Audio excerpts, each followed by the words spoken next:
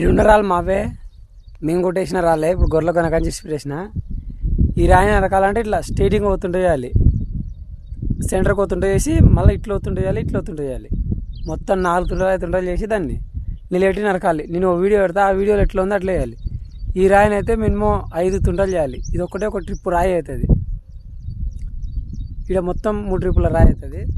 ఇక్కడ ఒకటి ఉంది, ఇది ఒక్కటే ఒక ట్రాక్టర్ అవుతుంది రాయి. ఇది ఇక కనబడేది ఒక ట్రాక్టర్ రాయి అవుతుంది. మరి దాని తర్వాత ఆడ 2 రాళ్ళు ఉన్నాయి, అవి ఒక ట్రాక్టర్ అవుతాయి. మొత్తం ఇక్కడ ఒక 6 ట్రిప్పుల రాయి అంటే ఒక 6,000. ఇంక మనం గొర్రెలకు పోయిన కానీ చేసి పెట్టేసినాం.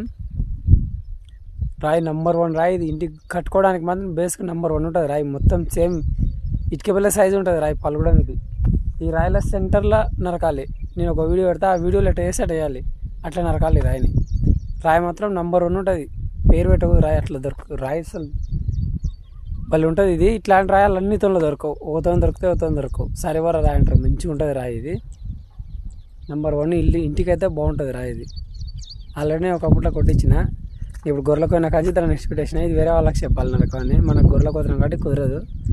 నేను వీడియో పెడతా, ఆ వీడియోలో ఎట్టుంటే అట్లా నరకాలి. దీనిని మొత్తం సైజుగా వీడియో పెడతా, చూడండి మీకే.